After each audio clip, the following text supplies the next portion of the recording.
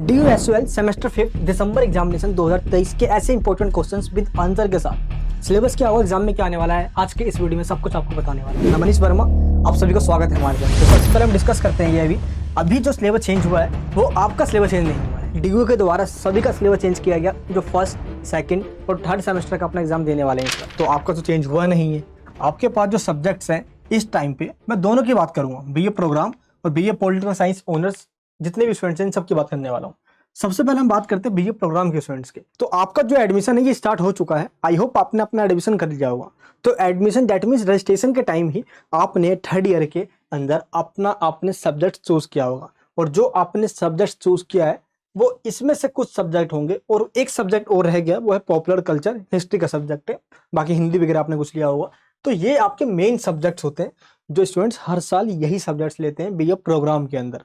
इसमें पॉलिटिकल भी है, हिस्ट्री भी है, एजुकेशन भी है, इंग्लिश भी है और हिंदी भी है। तो मोस्टली स्टूडेंट्स के पास इस टाइम पे जो सब्जेक्ट्स हैं वो सिमिलर यही सब्जेक्ट्स होते हैं और यही सब्जेक्ट्स वो लेते हैं। कईयों के सब्जेक्ट सेम होते हैं, कईयों के एक दो डिफरेंट होते हैं। एंड इसके बाद जो ऑनर्स के सब्जेक्ट्स हैं ये तो सेम ही सब्जेक्ट है, इसमें कोई ऑप्शन नहीं होता। अगर आप DUSOL से कर रहे हो तो आपको ये सब्जेक्ट दिया जाता है, और जो रेगुलर्स कर रहे होते हैं उनके सब्जेक्ट्स में ये दो सब्जेक्ट जो दिख रहे हैं नीचे वाले, इसमें 19-20 का चेंज हो जाता है, वरना सब्जेक्ट सेम ही होता है। तो आपने अभी अपना एडमिशन लिया है, फर्स्ट ईयर सेकंड ईयर आपने निकाल दिया है, और अभी जो आपने जो सब्जेक्ट्स लिया है, क्या आपको ये पता चल गया इन सब्जेक्ट्स का सिलेबस क्या है? सिलेबस जानना इसलिए भी जरूरी है क्योंकि अभी आपने अपना एडमिशन तो ले लिया है और ये आपका एडमिशन थर्ड ईयर में हुआ है।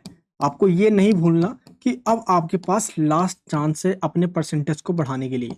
अब इसके बाद आपके पास कोई भी चांस नहीं होगा, क्योंकि थर्ड ईयर में निकलने के बाद जब आप MA में एडमिशन लोगे, इसके बाद आप BEd करना चाहोगे या आप LLB करना चाहोगे, दैट्स अप टू यू, जो आपको अच्छा लगे आप उस कोर्स में एडमिशन लोगे। लेकिन इसके लिए आपको सबसे पहले एंट्रेंस एग्जाम देना होगा। और अगर आपके ग्रेजुएशन में अच्छे नंबर आ गए, और अच्छे नंबर किसको कहा जाता है ग्रेजुएशन के अंदर, अगर आपके परसेंटेज 7.0 से ज्यादा है, यानी आपके जो CGP होगी वो 7 से ऊपर होनी चाहिए, तभी आपको बिना एंट्रेंस के ही मेरिट में नाम आ जाएगा। MA वगैरह कोर्स के अंदर आपका एडमिशन DU में ही हो जाएगा।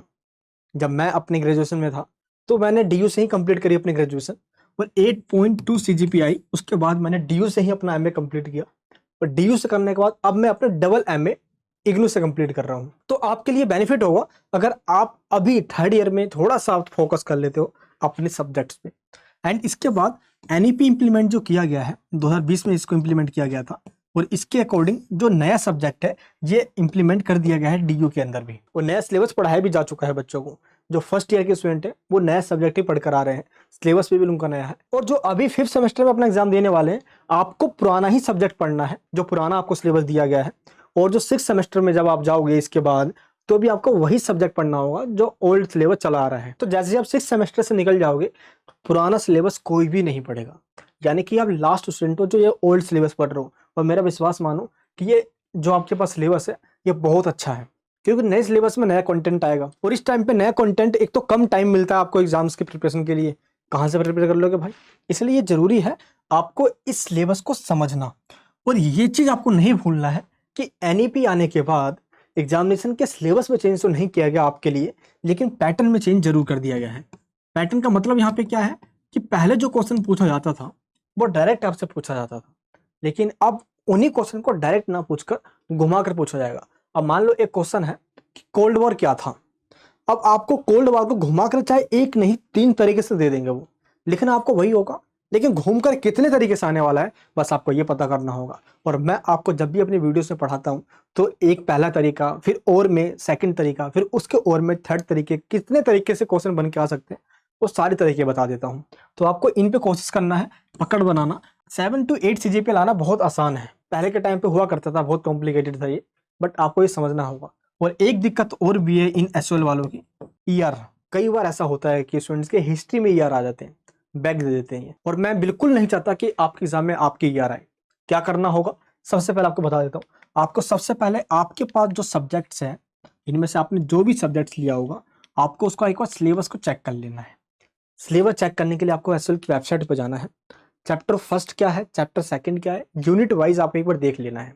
सिलेबस देख लेने के बाद आपको ये पता चल जाएगा कि आप जो भी चीज पढ़ रहे हो आपके वो सिलेबस से रिलेटेड होना चाहिए। मान लो आप यूट्यूब से पढ़ रहे हो या जैसे हर बार मुझसे पढ़ते आए हो आप, वैसे इस बार मुझसे पढ़ने वाले हो आप, तो आपको ये पता भी तो होना चाहिए आपके सिलेबस में क्या है। इसलिए आपको मैं कह रहा हूँ प्लीज सिलेबस जरूर देख लेना। कई बार एंड टाइम पे हमें सब्जेक्ट्स के जो सिलेबस है हमें यही नहीं पता होता, लेकिन हम वीडियोस देख रहे होते हैं, हम अपनी पढ़ाई कर रहे होते हैं, सिलेबस का कुछ पता ही नहीं है। तो सिलेबस पता होने के बाद आपको ये समझ में आ जाएगा, अच्छा ये टॉपिक्स तो मैंने पहले भी कभी कभी पढ़ा हुआ है, इस बार थोड़ा सा और पढ़ लूंगा, बना के भी लिख लूंगा।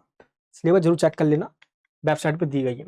एंड इस बार जो सोल की बुक है हार्ड कॉपी में, ये आपको 15 नवंबर के आसपास मिलेगी। इससे पहले भी मिलनी स्टार्ट हो जाएगी, लेकिन अभी तो यही कहा गया है अपॉइंटमेंट लेना पड़ेगा आपको। दिसंबर में 10 तारीख से ही आपके एग्जाम स्टार्ट होने जा रहे हैं, टाइम बहुत कम बचा हुआ है। हमने क्या किया है, पिछले बार की तरह इस बार भी डीयू के जितने भी एक्सपर्ट टीचर्स हैं उनकी हेल्प ली है और नोट्स प्रिपेयर कर दिए हैं। मार्केट में जाओगे आप 10 ईयर लाओगे, आप जो मटेरियल लेना चाहो आप ले सकते हो, लेकिन नोट्स की खासियत ये होती है क्योंकि आप मेरे से ही पढ़ते हो और मैं जो भी आपको पढ़ाता हूँ उसी के बिहाफ पे मैं ये नोट्स प्रिपेयर करता हूँ सभी टीचर्स की हेल्प से। और इसमें आपको सिलेक्टेड क्वेश्चन दिया जाता है, आपको सब कुछ नहीं पढ़ना, आपको सिर्फ वही पढ़ना है जो आपके एग्जाम में आने वाला है। 10 से 12 क्वेश्चन होता है, वही पढ़कर जाना है और गारंटेड बता रहा हूँ आपके एग्जाम में वो आता भी है। लिखने का format, introduction to the points, flow chart, diagram and paragraph कहाँ पे यूज करना है, एंड में क्रिटिसिज्म, कंक्लूजन, ये सब कुछ इसके अंदर दिया गया है। आपकी बहुत हेल्प करेगा ये।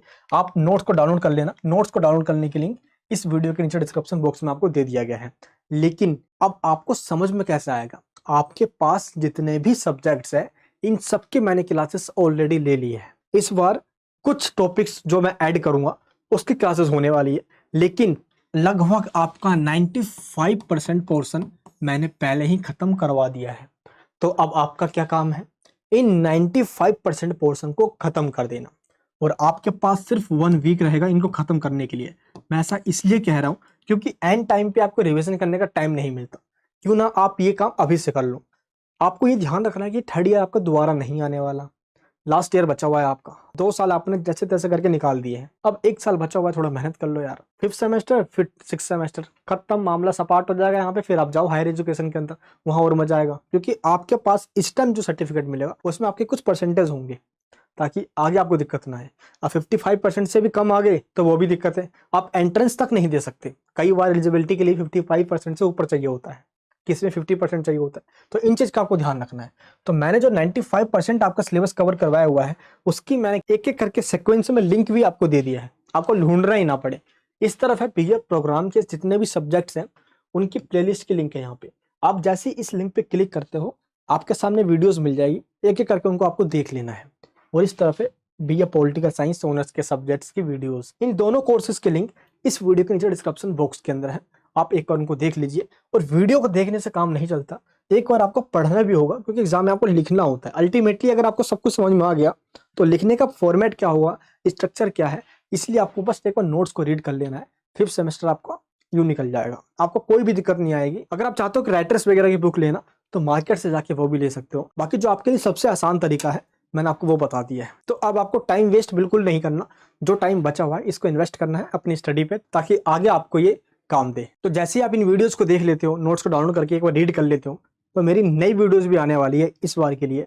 इसमें मैं बस कुछ गिने चुने टॉपिक्स लूंगा और इस बार जो आपके एग्जाम्स हुए थे उनको भी एक बार बता दूंगा हल्के में, ताकि जो 5% बचा हुआ पोर्शन है ये भी आपका कवर हो जाए और 100% आप रेडी हो जाओ। आपकी चिंता आपसे ज्यादा मुझको होती रहती है, ऐसा इसलिए क्योंकि आपकी हेल्प करने के बाद जो आपके चेहरे पर मुस्कान आती है वही मेरे को सेटिस्फेक्शन देता है और इसमें मेरे को मजा भी आता है। मिलूंगा आपसे नेक्स्ट वीडियो के अंदर। चैनल पर नहीं तो प्लीज सब्सक्राइब करना, बेल आइकन ऑन करना, अपना प्यार बनाए रखना। इस वीडियो को सभी जगह शेयर कर दीजिए। जय हिंद, जय भारत।